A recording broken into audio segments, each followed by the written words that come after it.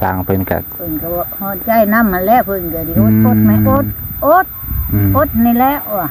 โดยคันเฮาตัดลายก็ได้ลายเนาะตัดลายก็ได้ลายคือเมาเบิดมือนั่นแหละ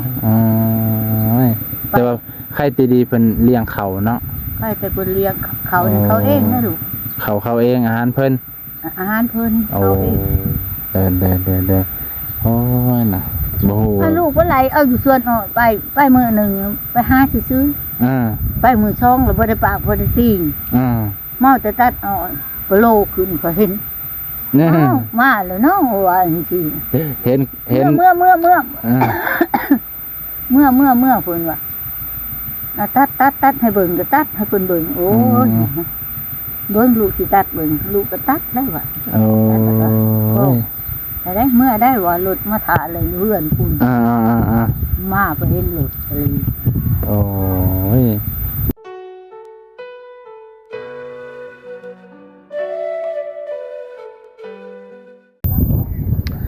สบายดีพ่อแม่พี่น้องลุงป่าเบิดสุกูสุคนที่เคารพเช่นเก่าเช่นเคยยินดีต้อนรับเข้าสู่ช่องเบาน่งเด้อพ่อแม่พี่น้องลุงป่าบ่ว่าจะอยู่ในประเทศและต่างประเทศมื้อนี้เบาน่งมาหายายคูณเนาะหรือตู่คูณนั่นแหละพ่อแม่พี่น้องมาเบิ่งเฮือนซ่านบ้านซองของเพิ่นว่าอัปเดตไปฮอดไซแล้วตอนนี้ก็ถือว่าเพิ่นก็ได้ตั้งตีนเสาแล้วพ่อแม่พี่น้องหลังจากที่สร้างเพิ่นเสนอมาว่าตั้งตีนเสาเพื่อให้เกิดความแข็งแรงขึ้นแพ่พี่น้องเพิ่นก็ได้เฮ็ดเรียบร้อยแล้วนะโอ้ตอนนี้คิดว่าวันเสาร์เพิ่นสิได้ยกเนาะแต่ว่าเพิ่นก็ได้ยกแต่ตีนเสาแพ่พี่น้องคิดว่าน่าจะวันจันทร์เพิ่นแหละเนาะบ้าตัวพอดีมาเห็นการอัปเดตของเฮือนเพิ่นก็ถือว่าทนแข็งแรงอยู่ให้พี่น้องตามเบิ่งลักษณะเพราะว่าเสาเพิ่นก็ถือว่าฝังลงลึกหลายพอสมควรเลยพี่น้องเกือบประมาณ20 เซนพุ่นแหละพี่น้อง20-30ถือว่าเล็กอยู่พี่น้องนะแล้วก็สูงขึ้นมาอีกน้อยนึงนะประมาณคืบ2คืบนี่แหละพี่น้องนะเพราะว่าเพิ่นขยันมันล่มนั่นแหละที่พี่น้องเกือบคืบนึงนะพี่น้องเพิ่นก็ว่าให้มันเกิดความแน่นหนาถาวรให้แข็งแรงขึ้นย่านลมพายุมาย่านมันพัดย่านมันอันนี้แหละพี่น้องเพิ่นกะเฮ็ดให้มันแน่นหนาถาวรเนาะนี่คือความคิดของสร้างเพิ่นที่เสนอมาเพิ่นก็ได้ลงมือเฮ็ดน่าจะปรึกษาบ่าวแสนมาเรียบร้อยแล้วพี่น้องบ่าวแสนเพิ่นก็น่าจะอนุมัติเรียบร้อยเนาะโอ้ยตัวนี่ก็เลยมื้อนี้ก็บ่าวน้องก็มากับบ่าววางเนี่ยพี่น้องก็เลยมาเบิ่งคิดว่าเพิ่นยกมื้อนี้นะเห็นแต่ว่าเพิ่นเสนอมื้อนั้นนั่นแหละเห็นว่าเพิ่นอยากเฮ็ดแบบนั้นคิดครั้งแล้วแต่มื้อก่อนแล้วเพิ่นก็ได้ว่ายังเนาะเบิ่งแล้วเพิ่นก็น่าจะยกมื้อวันจันทร์นี่แหละพี่น้องมื้อกับวันอาทิตย์ถ้าแล้วมื้อนี้ก็วันเสาร์วันอาทิตย์เพิ่นน่าจะยกแล้วตามเบิ่งเพราะว่ามันก็บ่ได้ยากหยังพี่น้องยกก็ต้องใช้หลายคนอยู่เด้อพี่น้อง4เสานี่ก็หนักพอสมควรเสานี่ก็ถือว่าใหญ่แล้วก็แน่นนาทาวรอยู่ให้พี่น้องนี่โอ้ตัวเนาะให้พี่น้องแปลนเพิ่นกาเธอว่าคือสิเอาไว้แต่ปูและถ้าเบิ่งแปลนนี่เพิ่นสร้างก็ว่าไม้พวกเส้นพวกนี้ก็บางเส้นมันก็สั่นมันก็ยาวเพิ่นว่าเพิ่นก็ยังบ่อยากโอเคครับไม้ผู้เฮ็ดสร้างผู้เฮ็ดไม้กับสร้างเฮ็ดเฮือนมันคนละคนกันไปพี่น้องมันก็เลยผู้เฮ็ดไม้สิบ่ได้คำนวณเกี่ยวกับเพื่อนแน่นะพี่น้องเพิ่นก็เลยว่างงแน่เพิ่นว่าซั่นนะแต่ว่าก็จังได๋ก็เอาตามได้นี่แหละเนาะพี่น้องเอาคักเอาอันนี้หลายครับบ่เฮาก็ถือว่าเพิ่นก็เฮ็ดตามกำลังของผู้ใจบุญเนาะพี่น้องเฮาก็สิว่าจังได๋แหละเนาะแต่ว่าเฮือนของแม่ตู่เพิ่นก็พอดีได้พี่น้อง4-6เสาก็ถือว่าบ่กว้างบ่ใหญ่บ่น้อยเกินไปพอดีนะ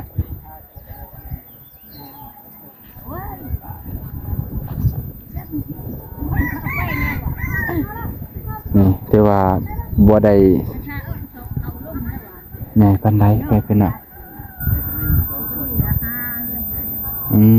เดี๋ยวนี่พอดีเลยไปเป็นน่ะ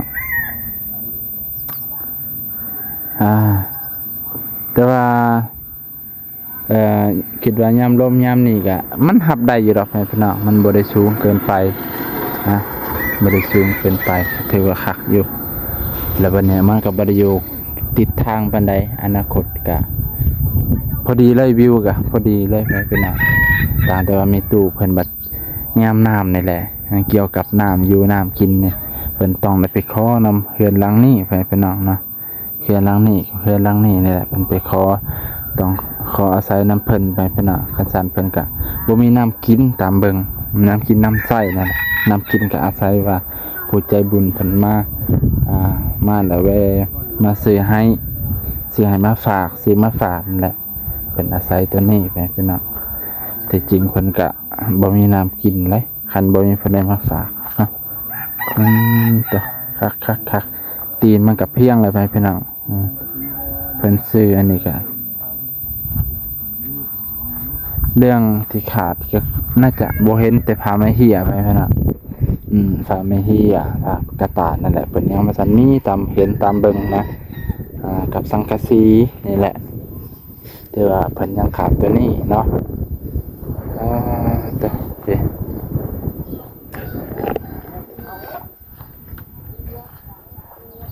นี่ล้างเนี่ย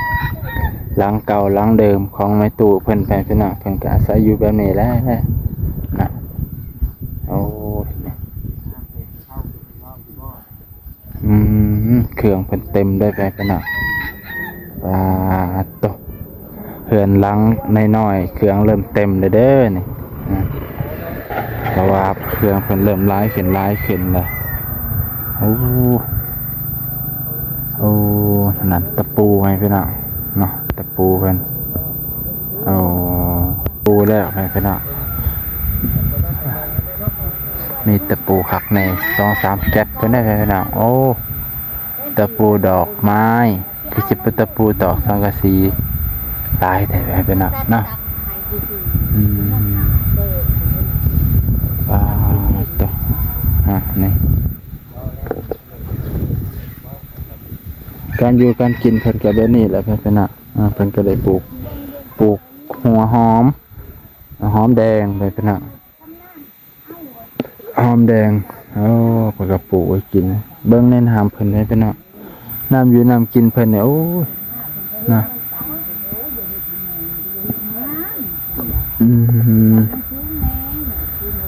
ตัวนี่แหละเบาน้องมาก็ซื้ออันนี้มาฝากเพิ่นน่ะซื้อมาแตงมาฝากกับเบาบางบ่มีหยังฝากเพิ่นไว้เพิ่นน่ะโอ้ยเนาะถือว่าก็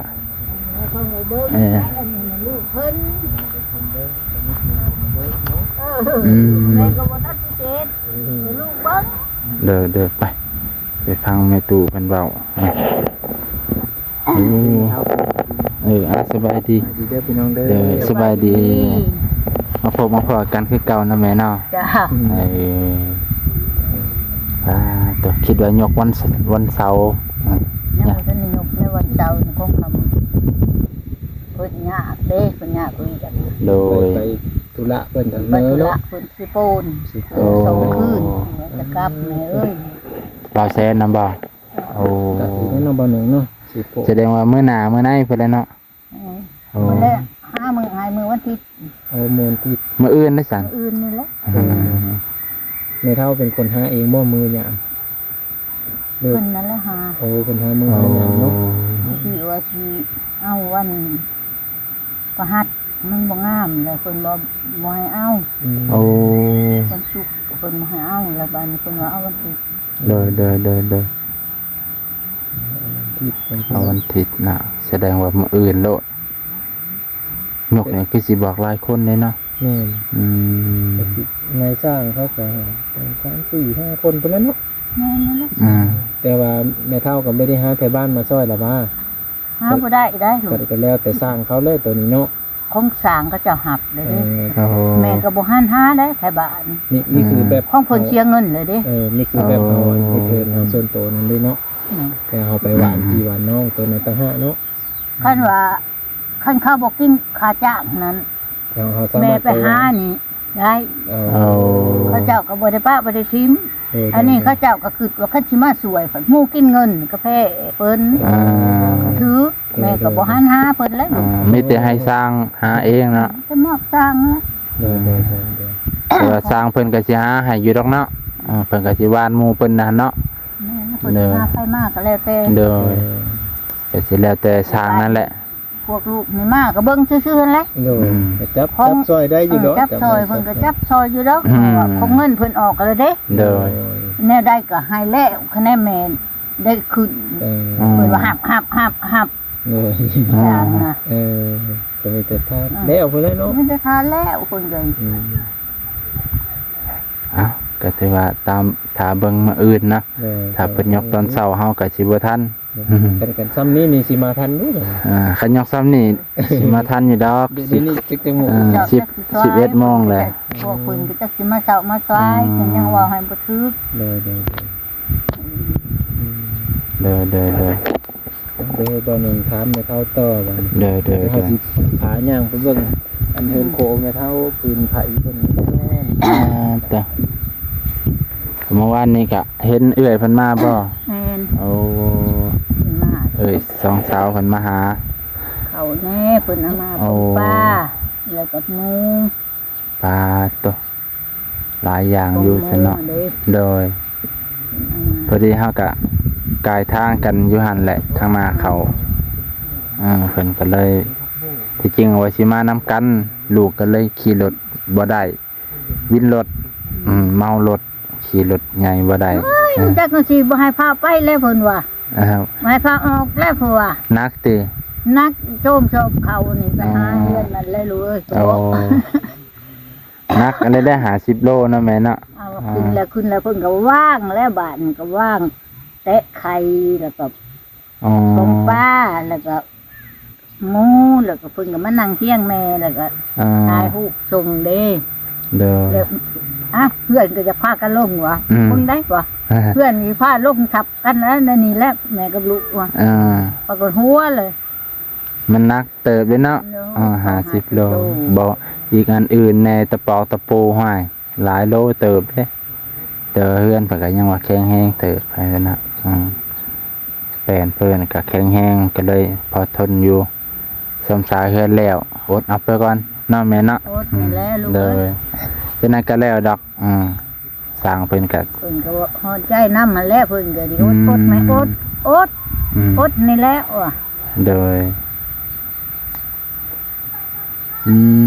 ต่อกินข้าวกินน้ำได้แล้วเนาะแม่เนาะเรายังติดตอนเพลนได้นี่หรือตอนเพลนแล้ว เกิดเพนนี่ก็ ยัง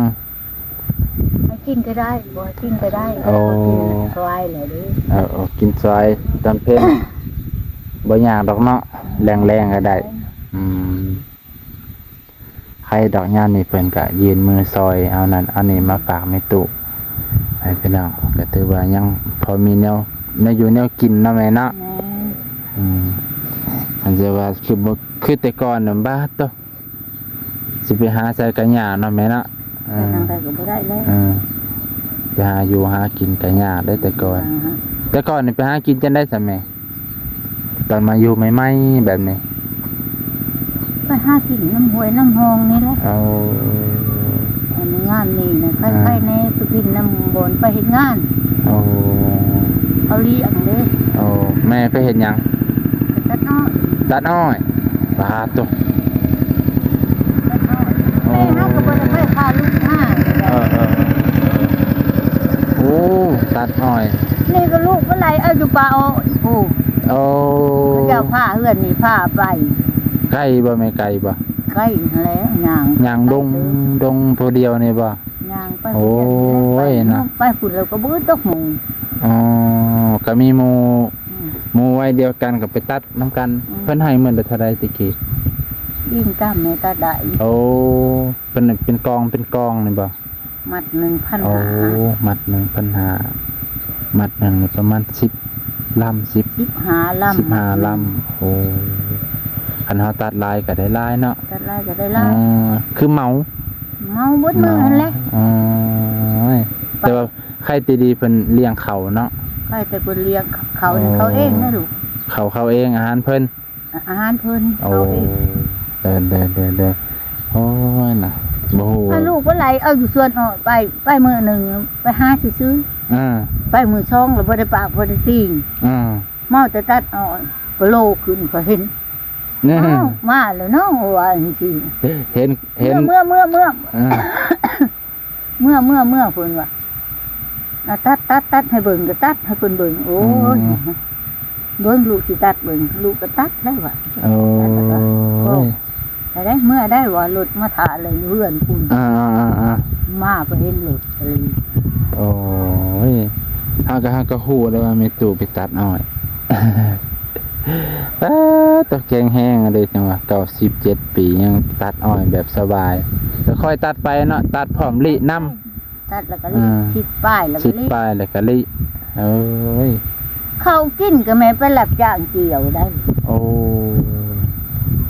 เขากินไปหับจ้างเกี่ยวเพิ่นก็ให้เนาะ เพิ่นให้ อ๋อ คงลูกบ่ให้มันดิ เด้อว่าคันซะว่าเฮือนแล้วนี่ก็สิได้ไปตัดอีกคือเก่านี่เนาะคันบ่มีเขาก็สิว่าจังซั่นเนาะแม่เนาะ ไปตัดก็สิคล้ายๆเด้เขากินก็มี เขากินก็มี กันไปกันได้ไป อันนี้นั่นแม่บ่ได้ไปทางใดนี่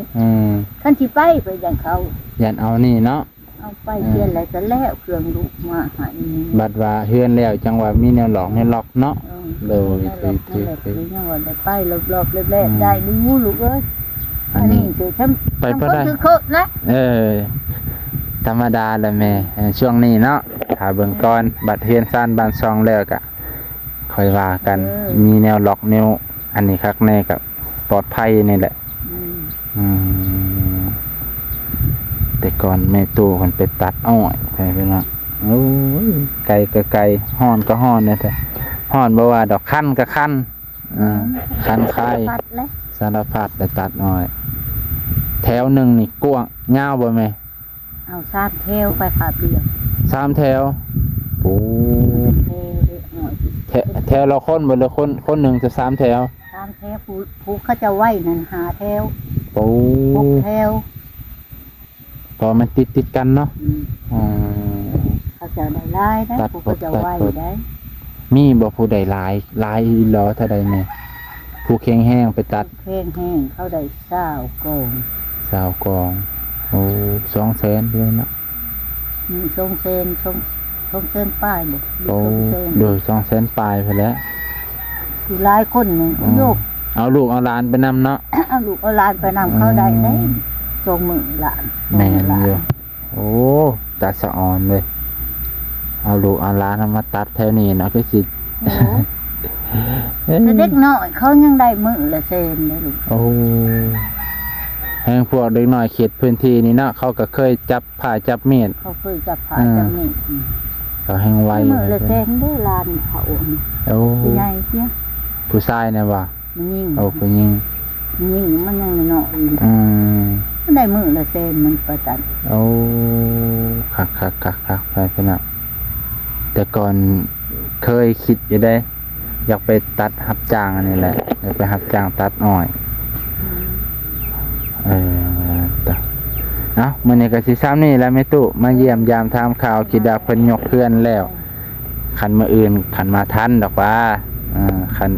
บ่ทันก็บ่เป็นหยังคันทันก็สิมายกย่อซอยเด้